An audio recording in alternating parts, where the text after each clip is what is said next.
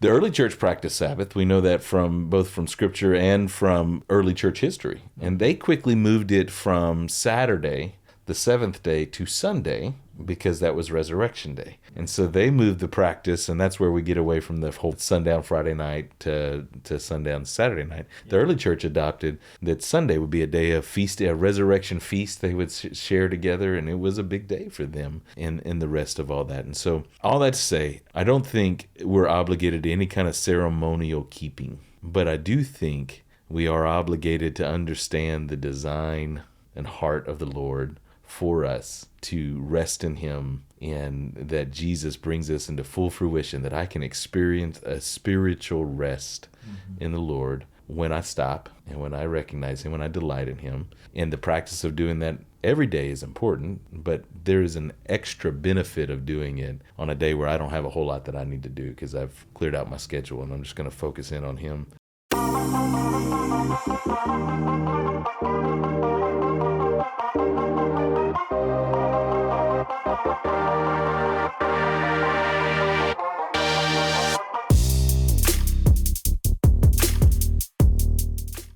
Shelton, welcome back onto the podcast. It's been a minute. It's been a minute. We are well on our way here in 2024. Can't believe it. Yeah, I'm excited. Was that last year before Christmas? Was that? I think we did a Christmas episode. I think it was the last one. I believe that's the last one that we've had some great episodes. I've enjoyed them. Yeah. Always fun to have you on. For those who might not have seen Shelton before, he is the lead pastor at Paseo del Rey Church here in San Diego. He's our pastor, Cindy and I, and our family. So always a privilege to have you on. And one of our slogans at End of the Harvest is living ancient faith in modern life. And we've been doing a series called The Hard Sayings of Jesus. Today, we're going to talk about perhaps the most ancient of practices. We can go all the way back to Genesis 1 through 3. And we're going to talk about the Sabbath. What role the Sabbath plays in our lives as New Testament modern believers. Does it play any role? And some of this, just to give full disclosure here to those listening and watching, we as a church are doing John Mark Comer's Practicing the Way series. And one of the practices that he has is Sabbath. So this is a relevant topic for us, but I think it's something that's going to be beneficial to all of our listeners. Well, and one of the reasons I was eager to do it as well is because it has been a surprise to me at how hard this practice is, right? And so we're talking about the hard sayings of Jesus, and on the face of it, what Jesus says here, maybe to us, isn't all that hard, although it definitely would have been hard to the original hearers of the word. But it's not one of those that maybe I would have originally thought of with the hard sayings of Jesus. Right. But when it comes to employing what he says here and the practice of Sabbath, I've been surprised with our church folk and with my own family how difficult and yet how meaningful the practice of a regular Sabbath is. And so, John Mark Comer is kind of, I know a lot of churches that are walking through Practicing the Way stuff. He wrote a book that really resonated with many several years ago called The Ruthless Elimination of Hurry. And just the title alone, I think, resonates with, I have 3 kids, all in activities, and my wife works, and man, we're busy. We go and go and go and go. And so I first was turned on to Comer just by the title of that alone, and then I think the Lord has really been using his ministry in a neat way, originally up in Oregon and down. But as a church, our music pastor, our worship pastor, he's really an associate pastor. He went on sabbatical this summer, and Sabbath became a very important and real need for him. And he and his wife kind of brought Comer back to my attention in all of this, and so all that to say, I would highly recommend his book, particularly The Ruthless Elimination of Hurry, which is all on Sabbath. And so this practice as a church, we first start with Sabbath, and so I have had many questions from our church folk, and so I'll share this podcast out to them, and we're going to have we've just finished the growth group run, our small group run, where we have been focused in on Sabbath. And so we're going to have a Q&A as a church because a lot of questions coming out. So I'm excited to sit down in this format.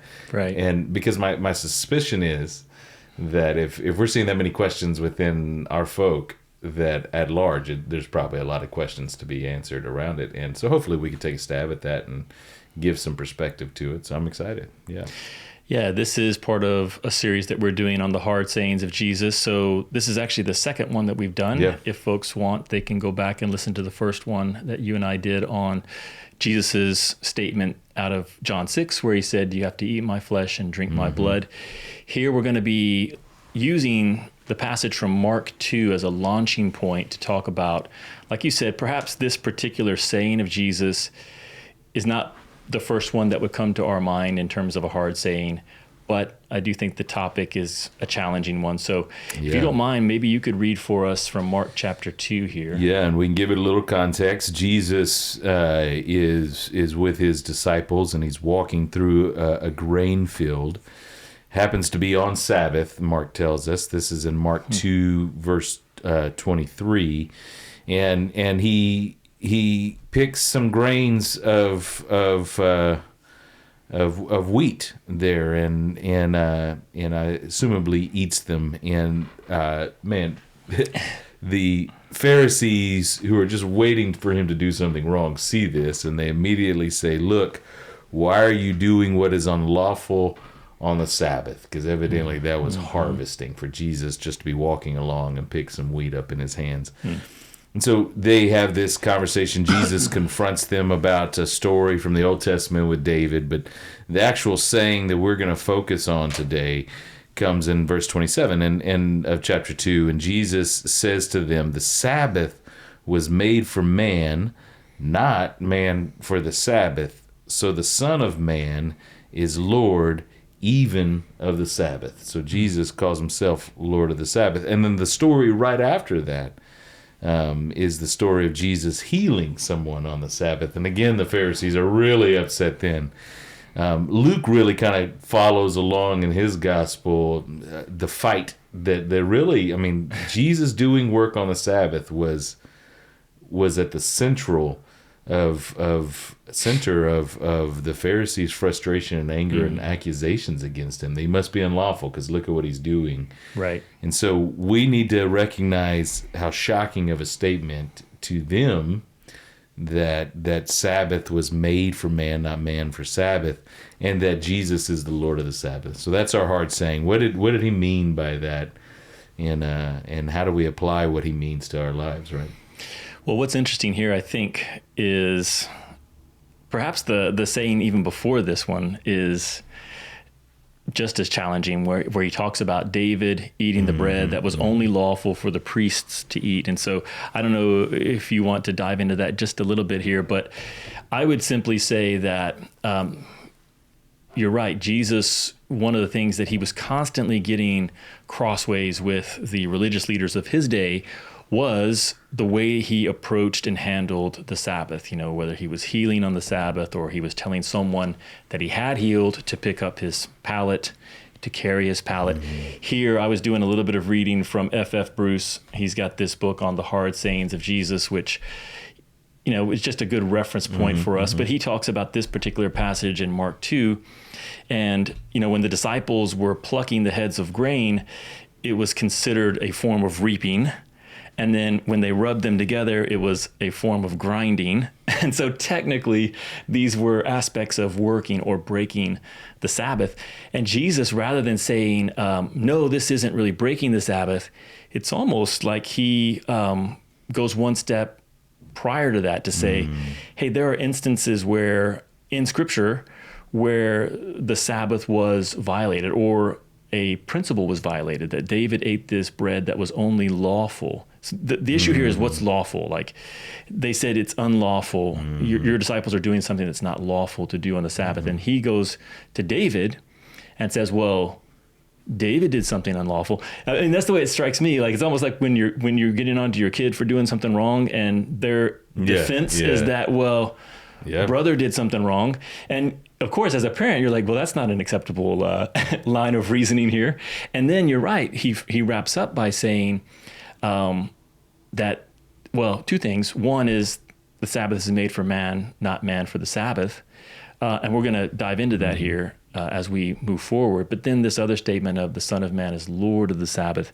Do you have any, I don't want to go too deep into this passage because we do want to kind of broaden the conversation around the Sabbath, but anything from this text in particular that you would want to share insights? Meaning from the David section? The David and, the whole line of reasoning there. Yeah, the pure irony there of the Pharisees accusing Jesus of being unlawful, right? The very one who, and we're going to get it. You mentioned this earlier, Genesis 1:3. The very one who came up with the idea, and as all things were made through him, Jesus was the one who rested on the seventh day, right? So he understood Sabbath on a level that the Pharisees never understood. And we'll take a look a little bit at the Old Testament. Really the Old Testament getting wrong and what the Pharisees got wrong about the Sabbath. And so what Jesus, I think, does there is that he doesn't just pick anybody. He picks the Pharisees, Michael Jordan of the Jews person, their hero, David, who they were quick to not talk about David's sin with Bathsheba or to look at David's down, but they were quick to elevate David. For them, David was the hero of heroes. Right. And so Jesus purposely, I think, chose David as his example of, don't you even know that David, your hero, did this? And so, which is similar to what he'll do when he heals on the Sabbath and they come and confront him. And he says, which one of you, if your donkey fell into a hole, wouldn't try to get your donkey out? And he's trying to point out their hypocrisy is where he's getting at of you guys want to talk about the law, but you're quick to make, to justify unlawful when it fits your mindset and when it fits your paradigm of thinking. And so he's not making, I think, a principle about Old Testament versus New Testament as much as he's making a principle about their hypocrisy. He's making a point of their hypocrisy. So he is coming back around, and I think, I think where with all of that, then Jesus says, let's get out of the question of lawfulness. Right. That's not the issue when it comes to Sabbath. And some of the questions that I've gotten around Sabbath has been a question of, is it obligatory? Right. Right. Which I do want us to dive into. And we need to, it's one of the questions on the list here. Because what we're getting down to that, is this a law? Is this a command? Right. Is this? And Jesus here is saying, and that we're going to apply this principle to when we have this conversation about whether Sabbath is obligatory, is that it's a gift. You're looking at this thing and approaching it totally wrong. Sabbath was made for man. Yeah. You guys have turned it into this thing that it was never meant to be, this obligation that you force onto people with all they had all kinds of rules on top of rules on top of rules on top of rules. And he says, so now people feel like they're made for Sabbath, like they have to do this thing. And he says, and you guys have totally misunderstood that. And then for Jesus to then describe himself as Lord of the Sabbath, Lord of the rest. Right. And there's so much in that phraseology, right? I mean, famously, Jesus says, come to me, all who are weary, and I will give you rest. There is a Sabbath, the perpetual Sabbath rest in Jesus. But it's also, I think, a reference to heaven. To Hebrews talks about how heaven is this Sabbath rest that we will graduate into, and the new kingdom and new heaven and the new earth and all of those things. So he is over this, and this is his kingdom, is a kingdom of restfulness in the Lord, in the finished work of the Lord. And so with that principle in mind, I think Jesus is inviting us to think about the Sabbath differently, right? Not as this lawful, obligatory, condemn people thing but as an invitation and a gift from the Lord that Jesus will one day bring into full fruition into our life. And so as worshipers of Jesus, it ought to be something that we long for and want to practice here and now, which I think is the principle moving forward. Yeah. Right. There are some nuances, I think, in how Jesus answers this question. So one is even within a legal system, there are laws that have priority. And so Jesus addresses this in another passage. I think it may be John 8, but it's definitely in John's gospel, John 7 or 8. Again, he's in trouble for doing something on the Sabbath. And in that case, he references the requirement to circumcise a male child on the eighth day. Yeah. And there he says, well, if it just so happens that a child is born and the eighth day lands on the Sabbath, then the priest breaks the law of the Sabbath by circumcising the child. And I think what Jesus is doing here is something similar, where he's saying you can't just approach Scripture and God's words and instructions kind of as a on-off switch, like we have to keep the Sabbath, therefore they're eating grain, they're rubbing it. It's important to understand what God has revealed in its entirety, not just to take one command and try to keep all the commands, because sometimes even within the commands there's a need to understand. Jesus will do this thing in the Sermon on the Mount that I love. Yeah. You have heard that it was said. And he will give a law and a command that we all agree on. But what he's saying is, it's not enough just to keep that. Yeah. I tell you, and then he gives the heart of it. And what he's doing is, God's not interested in us trying to keep the letter of the law. As followers, we should long for the heart of the law. And we need to be careful to say this. In the Sermon on the Mount, Jesus will say, don't think that the Son of Man has come to abolish the law, but to fulfill the law. Right. So Jesus is the fulfillment of the law. So however he's approaching this is the fulfillment. And so he will take a law like you've heard, thou shalt not murder.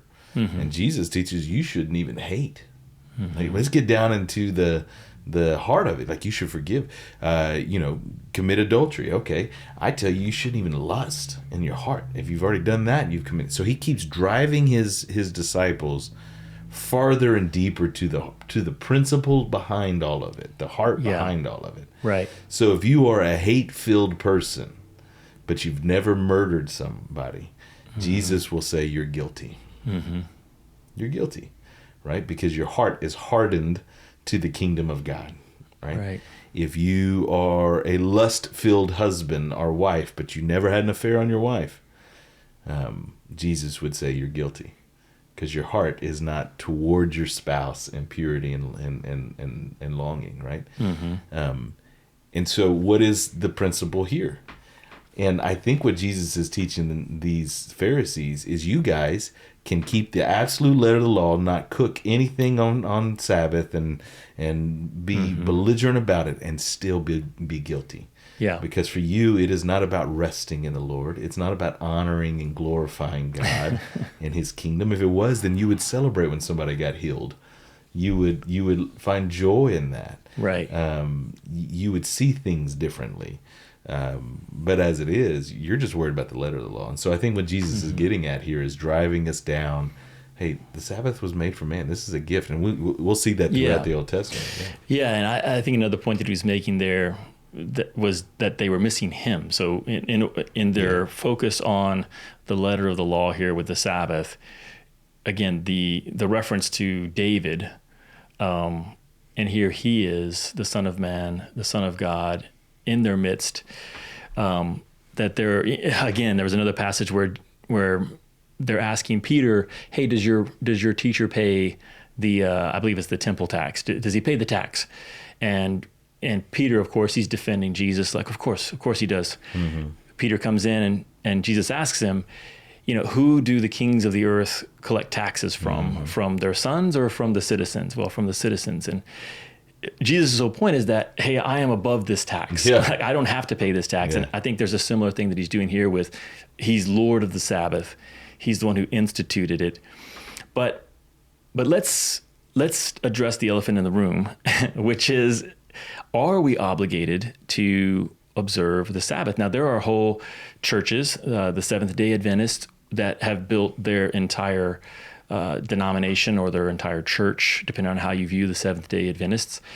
This is the centerpiece of their belief and their practice, is that they observe the Sabbath. For others of us, I grew up in a tradition which did not think twice about the Sabbath. We didn't practice it. We didn't promote it. It wasn't a big deal at all. In fact, there was, I would say, almost a condescension towards the Sabbath. Like, well, we don't have to keep the Sabbath because we're under the new covenant. Then people will say, well, it's one of the 10 commandments. So do you feel like you have just because you're not under the old covenant, this isn't just a command from the Old Testament. This is one of the 10 commandments, to observe the Sabbath and to keep it holy. So help us navigate. Big question here. Are we obligated as new covenant members of God's family to keep the Sabbath? I think that question requires some definition. First, what is meant by obligated? And second, what is meant by keeping the Sabbath? Because that can mean different things for different people. Underlying that question is an understanding of what does it mean to be in the new covenant in Jesus, under Jesus, not under the law, but under grace. But it's not a doing away with the law. It's that through Jesus we now fulfill the law, right? And so the book of Hebrews really helps us unpack what is our relationship with the law now. And so historically we see a division between the moral law and the ceremonial law, right? And so we see this with Peter sitting on the rooftop. And ceremonially, he has never eaten anything that was unclean. Right? He had kept the law as a good Jew. And this, big God gives him this vision of the sheet coming down, and there's all sorts of animals on the sheep that he would have been by the law guilty of eating, and God commands him to eat it. And it's just a vision, and it's getting over to actually sharing the gospel with the Gentiles. But there's a principle here in which Peter responds to God saying, I have never broken the ceremonial law. And God responds with, do not call unclean that which I have made clean. And so because God is giving this and whatnot. And so there's a sense there that we understand that Jesus has changed our relationship to the law now, right? We'll see that this battle comes back up in the book of Galatians when they are trying to demand that the Christians, the Gentile Christians, follow the law, that they circumcise their kids, that they follow the new moon festivals and all of the lawful thing. And Paul says that's not the gospel, right? None of us are saved through those things. We're only saved. And so he explains the gospel and that they're not obligated to keep the things of the law anymore, right? Carry that on. Colossians chapter 3. I think it's like 3, I wrote it down, 3:16. He is explaining the gospel to the church in Colossae to Gentiles. And he says, therefore, do not let anybody look down on you for what you eat or to judge you for what you eat or drink or for how you don't keep the festivals, the new moons, and the Sabbaths. Right. He lists the Sabbath in there. Okay. What is going on there? From that verse, what can happen is that folks go, oh, well, we're not obligated to keep the Sabbath anymore because we're not under Paul's saying this, that the gospel says that we're something different. And I think what we need to do is say, well, let's separate the ceremony from the moral. And John MacArthur famously will list the 10 Commandments and say that the keeping the Sabbath is the only one of those that is not morally driven. It's the only one that's ceremonially driven, and so we're not obligated like we are to the other nine. I don't see the separation there. I think it is at the core of a moral thing. And one of the reasons I see that is you can see this, and so we lots of different places, and there's so many things I want to go to. First of all, and we'll come back to this. Remind me that I want to talk about it being a gift. Okay, we're going to circle back around. But just in terms of it being a moral, one of my favorite prophet chapters of the entire Old Testament is Isaiah 58. And in Isaiah 58, Isaiah, or God through Isaiah, is confronting the worship of the people. Right. And he is saying, is it only for a day that you're called to fast? And is it only for, is this the type of fast that God really wants? Like, you guys have completely misunderstood this. Right.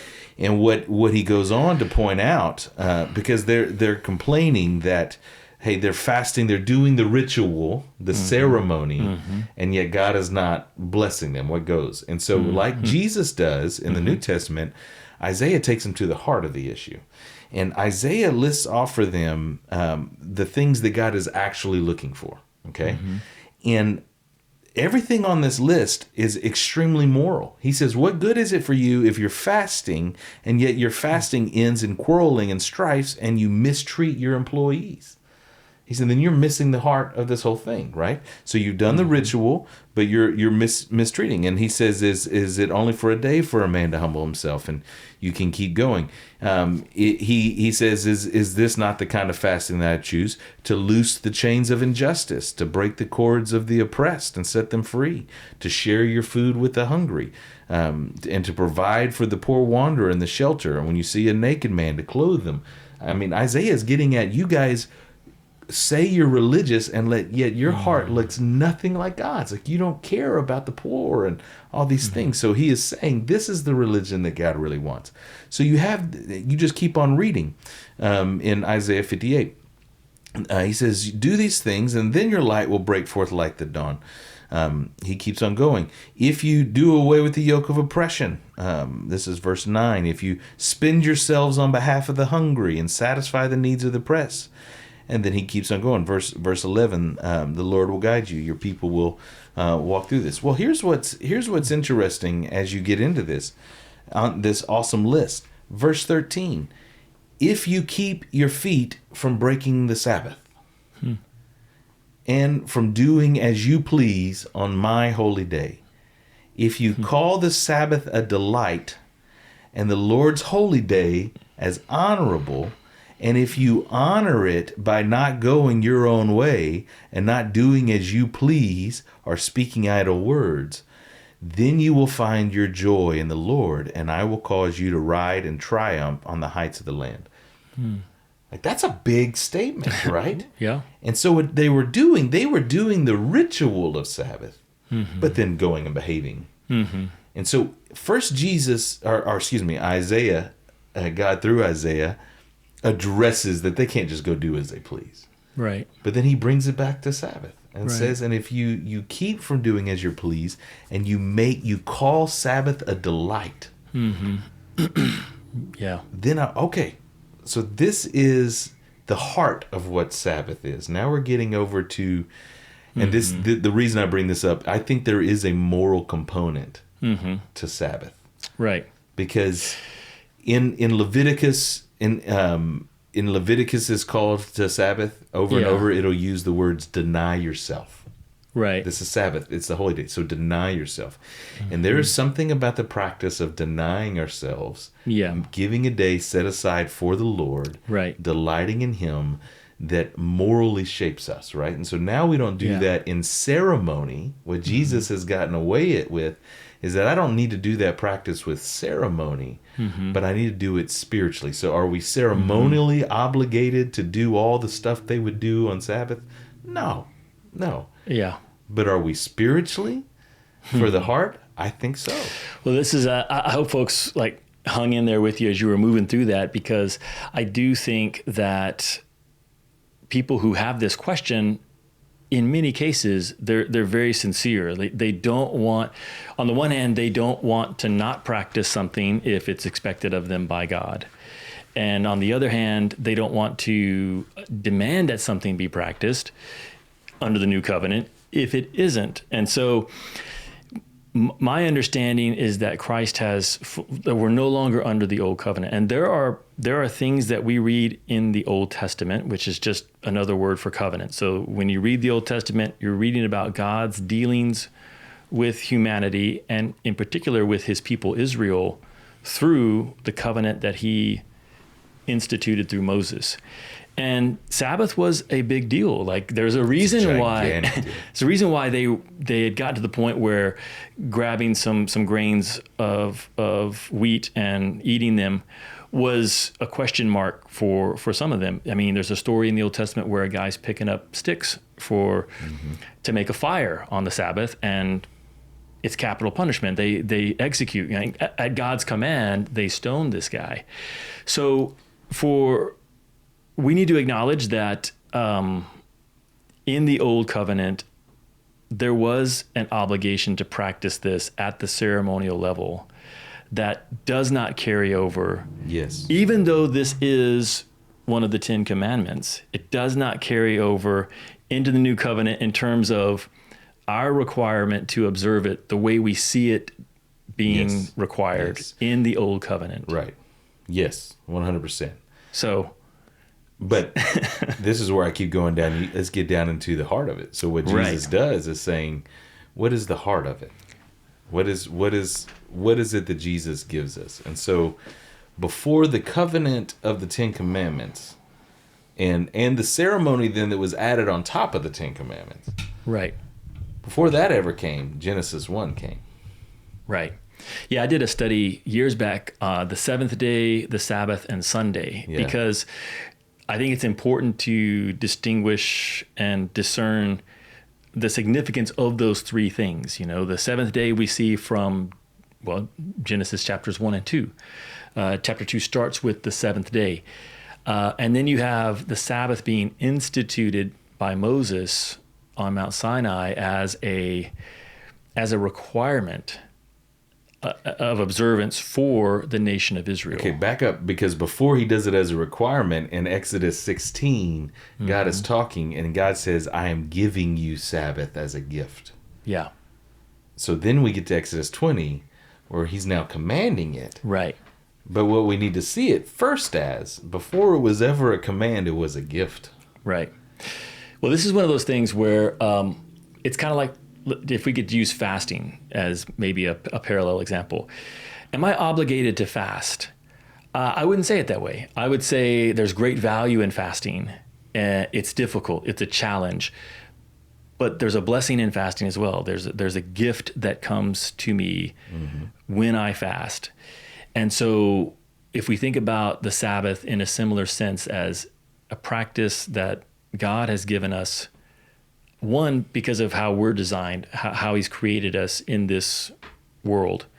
But two, because of what it's going to bring to us when we practice it. So, I mean, man, we could go, like I say, there are entire churches that have been... Well, yeah, and I think this gets back over to what do you mean by observing it?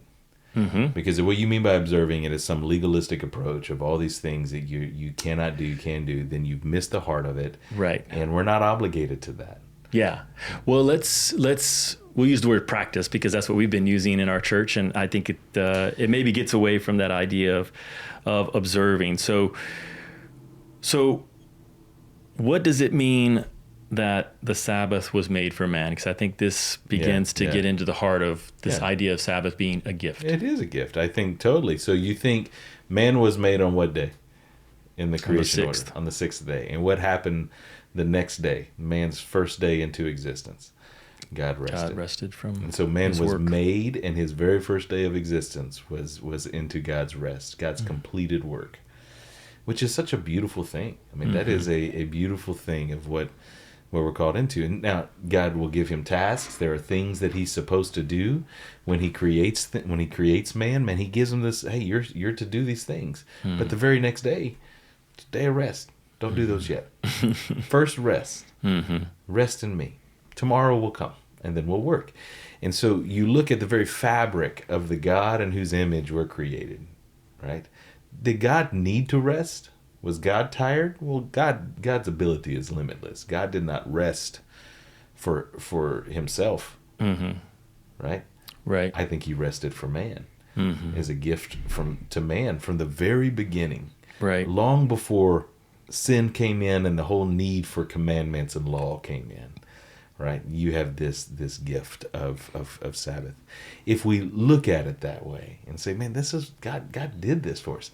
In Exodus, once he's rescued them, he tells them, "Man, this is my gift to you. I'm going to give you the Sabbath, so don't collect." And so God would, on the day before Sabbath, God would rain down an extra amount of manna that would not Right. go bad on the Sabbath, so they didn't have to collect on the Sabbath. And he said, "This is my gift for you." At the end of Exodus, in Exodus 31, he says, "And it's a sign. It's a sign for that you're mine." Right?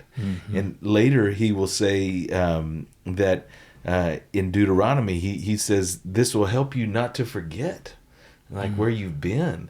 Right. And you just see this day set aside of worshiping and delighting in who God is and his creative work, what he has done, what he has provided. And if this rhythm, this one day rhythm out of 7, is woven into the fabric. And so when God is redeeming a people and he's making them back into his image, he says, "Hey, let's remember this. Let's keep this a holy practice." Now, no doubt, and the whole reason I read that whole Isaiah 58 is that they misunderstood all of it. Like Sabbath is not, like if you break Sabbath and you don't do it the way they did it, it's not some elevated thing that's unhealthy. So in the New Testament, then there's a couple things we can say to it. First of all, I found this interesting because I was looking at, in the Olivet discourse in Matthew 24, when Jesus is kind of giving the, hey, God's going to be coming back and all these things. And he says in Matthew 24:20, when he's looking at the return of the Lord, of the day of the Lord, to his disciples, he says, "And pray that it doesn't happen on Sabbath." So just stop right there. Yeah. That means Jesus expected that Sabbath would be a part of it. So what do we know then? Okay, so Jesus was alluding to a future thing. The early church practiced Sabbath. We know that both from Scripture and from early church history. And they quickly moved it from Saturday, the 7th day, to Sunday, because that was Resurrection Day. Right. And so they moved the practice, and that's where we get away from the whole sundown Friday night to sundown Saturday night. Yeah. The early church adopted that Sunday would be a day of feast, a resurrection feast they would share together, and it was a big day for them in the rest of all that. And so all that to say, I don't think we're obligated to any kind of ceremonial keeping, right? But I do think we are obligated to understand the design and heart of the Lord for us, to rest in him, and that Jesus brings us into full fruition, that I can experience a spiritual rest in the Lord when I stop and when I recognize him, when I delight in him. And the practice of doing that every day is important, but there is an extra benefit of doing it on a day where I don't have a whole lot that I need to do because I've cleared out my schedule and I'm just going to focus in on him. And so I don't know if I got into your question. That's a gift for man. Yeah. Man's not made for that. I don't have to do that. Yeah. Well, we're practicing it, like we said. We are practicing the Sabbath as part of a larger series that we're doing on discipleship this year with our church. I did find it interesting that this was the first practice that they wanted us to lean into. And I had shared this with you, I think, offline a few days ago, that if this had been floated to me 2 years ago, I would have been pretty resistant to the idea of practicing the Sabbath, just because of my background and my understanding of, well, we don't have to practice the Sabbath. That's not a new covenant thing. But where I'm at today, I would say, hey, this is an opportunity. One, it's built into God's design, that there's something about the creation sequence of 6 days and then a day of rest. And then we see it reinforced in Exodus, like you mentioned. And so but probably the biggest selling point, to be honest, is not doctrinal. It's a recognition that in my own life, I am harried. I'm just, I'm going here and there. I'm overwhelmed. There's never really a time of rest, of enjoyment, of reflection, that it's very easy. And again, going back to learning to practice an ancient faith in modern time, I think the Sabbath is one of those practices that God has given to us to help us combat the way that modern life erodes our discipleship. It erodes our faith. just by keeping us distracted, keeping us overwhelmed, keeping us tired. It's very hard to follow Jesus when that's your norm, when you're just day in and day out, you're just going. And so I was at a place, I think both Cindy and I were at a place to say, hey, we don't feel like we have to practice this out of a sense of ceremonial obligation, but we need this. Like we think this could actually benefit us in some unique ways. And along these lines, I wish that I was a more disciplined person. Like let's just take diet. Bro, you're one of the most disciplined people I know. Like how many miles did you run this morning? Shut up. I didn't run any today. But go with me on this. I wish that I could just, in the moment, eat healthy. Make a good choice, Like there's a slice of cake there, and there's some celery stalks. I wish that on a regular basis I could just make good choices. But what I found is that that's really hard to do. So here's what I found with fasting, and I typically do intermittent fasting just on a regular basis. Over the past month and a half, I've been doing more extended fasting. And what I have learned is that, at least for me, there is tremendous value in having an on-off switch to say, on this day, I'm not eating anything. I'm not drinking any calories. I'm not eating any calories. Now, this has, in a sense, I do think there's spiritual benefit to this, but this is more me just trying to be healthy. But the principle, I think, carries into our spiritual lives as well, that there is benefit to times of withdrawal, and just, like you said, blocking out these periods of time where we're purposely going to take a step back. And that is what Sabbath has been for me over the past 6 weeks as we've been trying to practice it in earnest. So maybe that's part of why God gives it to us. Maybe that's one of the ways that it is a gift, because I wish that we could just go Monday through Sunday and take little periods of time where we withdraw and we reflect on the Lord and we rest and we reset. But the reality for most of us is that it's very difficult to do that. And so to have a period of time where every 7 days you purposely do that, and it's going to happen because you're making it a priority. It's been very eye-opening to me, the way that it's benefited me just in my personal life. It's such a keen insight, right? And that's one of the things we have to switch over in our mind. Like the whole question of, am I obligated to? I get to do this. Like, think about that. Think about God in heaven saying, I'm giving you a gift. Yeah. And you're questioning, am I obligated to open this gift? But it's so hard because, again, we started with Sabbath, and I think I told you, like, you're asking me to lead this growth group on Sabbath. Like, okay, but, and I told the folks who were part of our growth group that I am I'm the student in here who needs this the most. Oh, aren't we all? So we're going to learn together because it's hard. And it was hard for the Old Testament people of God. Oh, sure. It was very hard just to stop. And they didn't really succeed at it very No, well. They got in a lot of trouble over the centuries because they weren't doing it. And I think that's ultimately like, hey, God knows me better than I know myself. Right? Yes, exactly. And I am called to deny myself. We see Jesus regularly pulling away from the crowds, resting. Yeah. Right? Yep. And choosing to do that, and inviting his disciples, hey, come away and rest with me. Yeah. And rest is important. So here's what I would say to somebody that says, hey, I don't need to do Sabbath. I don't need that. Right. The only theology that really matters is your practical theology. According to Jesus says it's the one that hears these words of mine and puts them into action. He's the wise builder. So we can profess to believe quite a bit.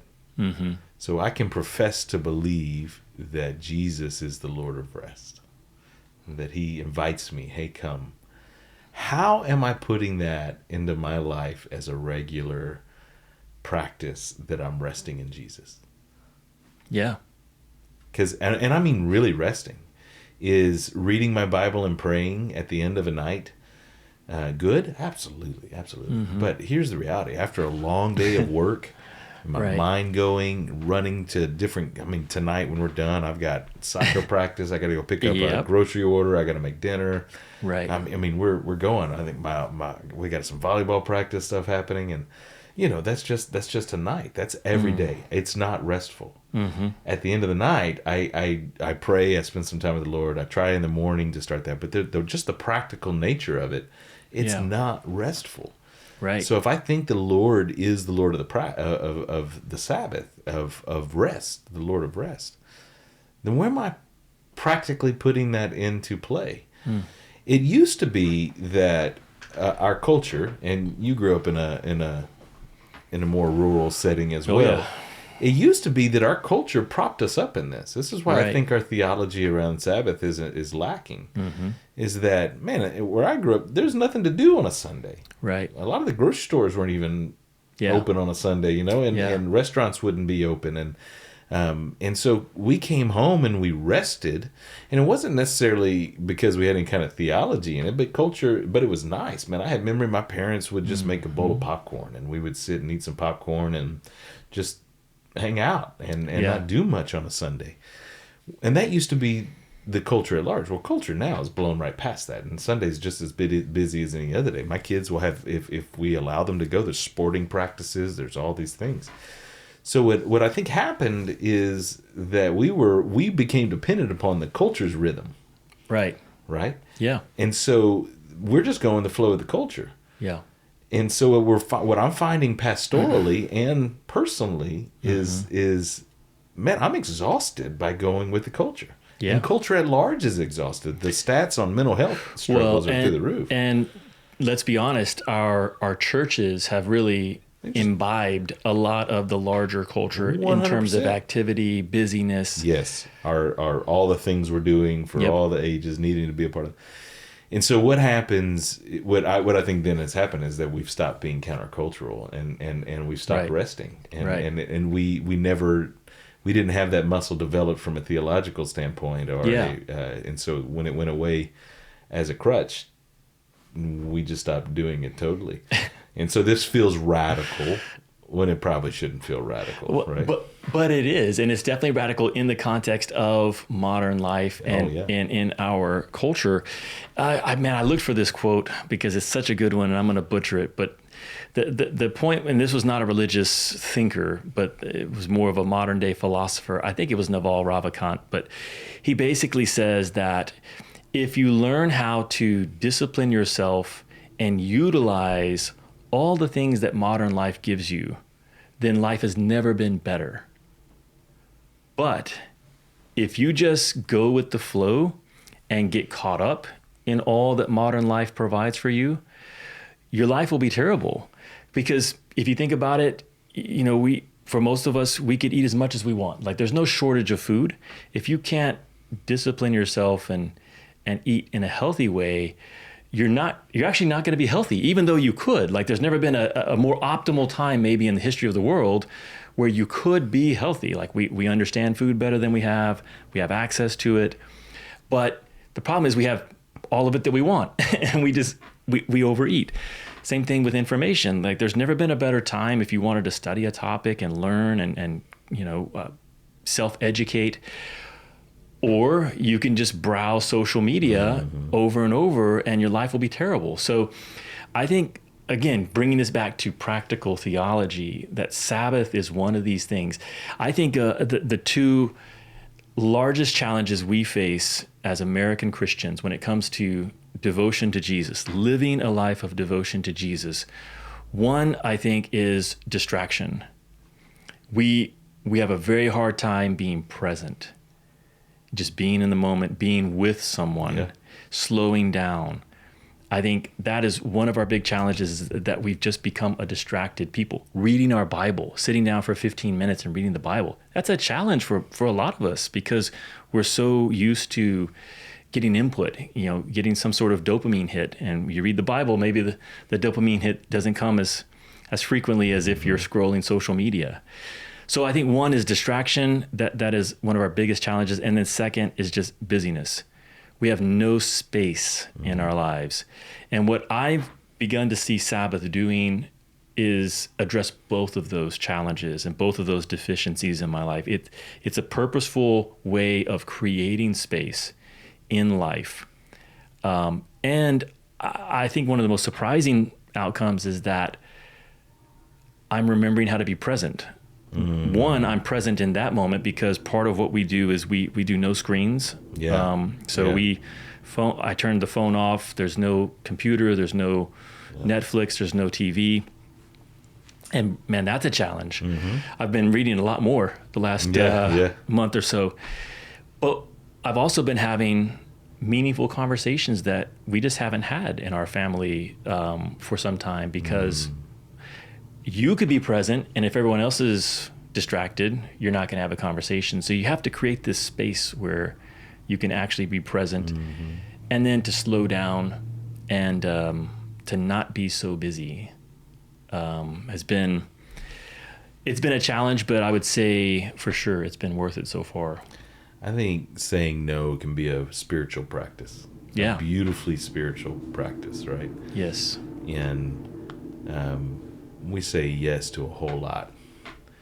And to your point, to develop a muscle of hey, on this day I'm going to say no. I'm going to say no to. I found myself, and I'd love to hear what does it look like as you've tried to practice it. I'll be honest, our family, I just got back from a trip from Africa. Right.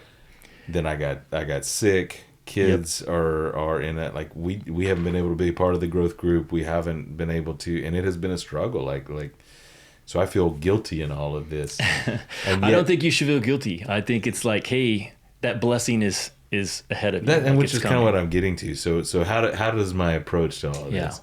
When I see it as a gift, right? As a gift that God takes very seriously. He says this is a life or death issue. Like take this gift seriously. Then when I miss it, it's not a sense of I shouldn't feel a sense of guilt like God is mad at me, right? But like I've missed out on something that God has given me for my soul. The Holy Spirit can bless me. And so a couple of weeks ago, I was able to, after getting over being sick, I took a nap for the first time on a Sunday afternoon. So for us, Sabbath really starts Saturday night and goes to Sunday night, right? And so Sunday morning, waking up, and as a preacher, this is. I was going to say, this is tough because is it restful for you when you're? But here's the thing: I've wrestled with this. Guess when Jesus did most of his teaching in the synagogues? On the Sabbath. On the Sabbath, regularly read the Gospels. I mean, that's what he does. He went into the Sabbath and taught. And when Paul did in Acts, and you just do a word search on Sabbath, and nearly every appearance on Sabbath in the New Testament. Yeah, that's Paul's going in there. Right. And so I've gotten over that in my mind of actually if Sabbath is not so much just about rest, but about delighting in God's completed work. Yeah. Then worship together with my church family and celebrating the Word. What I've had to do then is to be better prepared by the time I leave the office on Friday.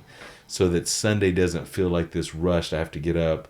Saturday night doesn't feel like I'm cramming, beforehand. So that has caused me, I think, to be more present, and ahead of time. And my kids have struggled with that. Like they had to get their homework. If they're truly going to rest on Sunday, then they've got to get their homework done. And we failed yesterday. Yesterday evening, we were doing science fair project. My youngest had procrastinated on, but we got to get it done. Whatever. Right. But what I'm trying to teach the kids in our conversations for us is, hey, but our goal, what we need to long for is because my oldest, he's in high school. We have conversation about how tired he is. Yeah. Constantly. Yeah. And how much he has to do. Right. And I talk to, and I've been in student ministry for a long time. Students constantly feel overwhelmed by and so the ability to give them a space and time where you don't have to do any of that. Yeah. And so for us yesterday, my advice to my son is I hear that you have a lot that you got to get done, but I still think it would be wise. How about we just take the 4 hours after church, 4 or 5 hours after church, let's go get a meal. Let's rest. And you just don't do anything for those hours. And I think you'll be more present for when you need to do the work and not exhausted. So for us, it really looks like that Sunday, I didn't turn on any sporting events, no, which is a big deal for me. Yeah. I can let Sundays. It helps that it's not football season. Well, come talk to me again in October, see if I'm doing. What does it look like for you? What is it? Yeah, so this is some of what I love the idea of practicing, because we're practicing in the sense that there's action involved, but we're also practicing in the sense that we're learning. So, and that there's a lot of freedom there to say, hey, we don't have it figured out, but we're going to try some things and we're going to practice this every week. So hopefully we're going to get better at it. Some things that have worked for us, we tried to find a time that is a natural opportunity in our week. And so for us, most recently, we've basically started on Friday evenings. Okay. We do our growth group on Friday evening. So when everyone leaves, it's later in the evening, maybe 8 or 9 o'clock when we start the Sabbath. And then we have yet to do a full 24-hour period. So I want folks to hear that too, that to practice the Sabbath, you can grow into this. So for us, the first time we basically did it from 9 p.m. on Friday night through noon on Saturday. Of course, we were sleeping most of that. So it was kind of an easy way to sort of ease into staying off screens and purposely directing our attention to the Lord. We've extended that a little bit. We've tried to increase it a few hours each week as we've grown into that. The other thing that I would encourage people to do is we light a candle. You do? Yeah. We do light a candle at the beginning, and at first that felt cheesy. It felt sort of, I don't know. It? I haven't done it. Well, what I like is it's kind of like a gun going off at the start of a race. Yeah. So like we know when we light the candle, okay, we have officially started this period of time. And that's been helpful because otherwise it can just be kind of a gray area. So for us, I think you could do almost anything. Lighting a candle is an easy thing to do, and it's something that John Marhkam and his group encourage. So once I sort of understood it that way, it was good. It kind of gives a very clear start and a very clear finish time. We basically light the candle and we spend the first 5 to 10 minutes just reflecting back on the week, what we're grateful for. And that's sort of a starting point for us. It's about a 10-minute thing. We don't make it a huge deal. So those are some practices that we've been doing over the past month. I'm excited to continue doing it. It's definitely something that I want to do, not just as part of this particular round of growth groups, but more and more I want this to be a regular practice in my life of faith. A discipline. And I think the important thing is to keep looking at it like an invitation from the Lord. Yeah. An invitation to deny yourself. An invitation to stop. Yes. But, a couple weeks ago, I woke up from that nap and my kids were all resting, and I just went out for a bike ride, and I felt I wanted to turn on the screen. I think I turned on TV and felt a little conviction, so I turned off TV, and I thought, I've been thinking about taking a bike ride for a while. I haven't done it. I just got my bicycle back from the shop, and so I thought, and it wasn't an exercise thing. I wasn't. Right. It was a slow. I'm just gonna mosey along. I put some worship music on. It was at sunset on Sunday evening, so I just got to watch the sunset down. Right. And I put some worship music in my ears, and I was just singing, riding down these trails. I had no clue where I was. I had to pull out my phone at the end of it to figure out how to get back home. And it was so restful. And what was interesting in that is I was physically doing something. Yeah. And it was one of the most spiritual restful. It would be a memorable thing for me for a while to watch the sunset, just pause and watch that sun go down and singing to the Lord. It was just a purely delighting. And for us, you got to think Jesus' culture, they were probably outside the majority of their life. Right. Right? Walking, doing that. They spend a ton of time. We don't spend time in God's creation much at all. Yeah. And so agreed. So screens dominate us inside. And so there was something about being outside as part of the Sabbath. Absolutely. I think that's one of my priorities is to try to be outdoors as much as possible. And of course, we're in San Diego, so some of our listeners are going to be like, hey, it's March. We're not going outside. Yeah.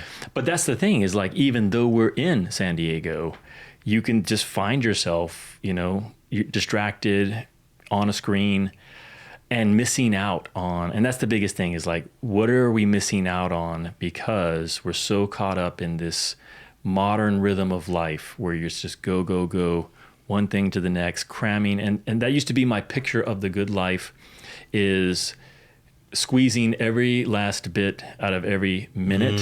Yeah. And because I'm type A, that Yeah. means action, Yeah. like activity and just Yeah. and production, like being productive with each moment as much as possible. And, you know, I love that. So here's the thing, like I enjoy that, which makes purposely taking a step back, it really is an act of faith on my part to say, I believe that God has something better.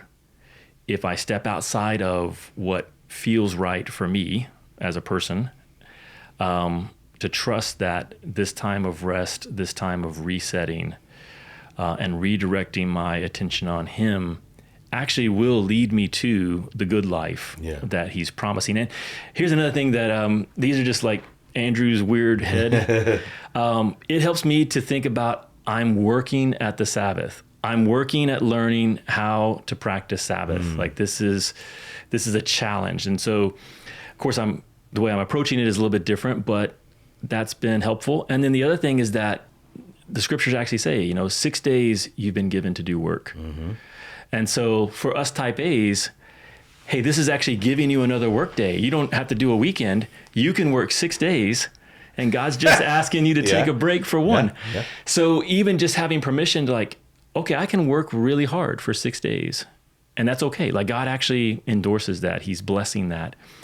He's asking me to trust Him to withdraw, to abstain on this seventh day. So, well, there's a lot more that we could say, and we always go long, brother. Any final words that you want to share with our listeners today? Man, I'm sitting there thinking, for discipling somebody else. Yeah. And where does Sabbath come in when I'm discipling somebody else and helping them discover and know Christ as Christ desires? And I think that Sabbath needs to be a part of that conversation, of a rest of that. And I imagine, Jesus understood that part of the hurt that the world feels apart from Him is a hurried restlessness. So His invitation to them is, come to me all who are weary, and I'll give you rest, right? What's interesting is Jesus said that to a Jewish community who practiced Sabbath. Yeah. Okay. And so Sabbath in and of itself, the practice of it, isn't what makes it restful. Because Jesus wouldn't have offered to give rest to a community that it is delighting in Jesus. Yeah. In the practical nature of practicing and observing a Sabbath, says, hey, I'm going to set aside a day where I'm not focused on anything else, where Jesus isn't an addition into my day. Right. He isn't something I'm trying to squeeze in at the end and hours, but He's what I focus on all day long. And whether that's taking a nap, but thanking Him for that nap and resting in Him and giving myself permission, saying, God, you've made today a restful day. Thank you for that. Right. Or whether that's worshiping in church, which I think should be a part of your practice of being in the Word, or whatever that looks like, but it's Christ oriented, thanking Him for His completed work all day long. Should we do that every day? Yes. But where is there a day in my week where that's keenly what I'm focused on all day? Well, think about that becoming a part of your rhythm. And if you're discipling somebody, helping them understand, hey, Jesus gives us rest, and I want to invite you into where can you look like right now? If you can't give me 24 hours, can't do it for 20, I totally understand that. But what's an extended, devoted, rhythmic time in your life where, man, you can just rest in the completed work of Jesus and let your heart be thankful for that all day long. And so that invitation when we disciple somebody, I think, is just as appetizing to the ears today as it was when Jesus spoke them to His community, right? And I think for us, that needs to be what our goal for a Sabbath is. It's not just about resting and sleeping and all that. Right. Yeah. It's about delighting in what Christ has done. We're going to provide resources, links in the show notes here. If you're watching on YouTube, down in the video description. I think practicing the way John Mark Comer, and this practice in particular, he does a great job, or they do a great job of providing I would say a holistic understanding of Sabbath, where it's not just taking a nap, they actually break it down into the four movements is what they call it. So it's stop, rest, delight, and worship. Mm-hmm. And all of those are part of learning to practice the Sabbath. Some weeks we're going to need to lean into one of those movements, perhaps more than others, but they're all part of it. But I hope this has been encouraging for you who are listening, who are watching. And you may be where I was 2 years ago. If so, you're probably not still listening, which is okay. But if you have always been curious about the Sabbath, and especially if you feel like, I want to follow Jesus, I want to spend more time in the scriptures, I want to experience this rest that he's promising, and I can't figure out how to do it. I think the resources and hopefully this conversation will be a starting point for you to begin to explore the practice of Sabbath as a way of developing and cultivating that type of life. So, Shelton, thanks again for coming on, brother. Yeah, absolutely. I'm excited to have done it, and and this is a work in progress, I think, for both of us as we think about Sabbath on a more disciplined level. Maybe the next time you come on the show, whenever that is, it's typically every 2 or 3 months. We'll just have a little snippet of how's it going with the Sabbath for both of us, because this is something that I don't want to just do for a short period and then lose track of. So sounds good to me, man.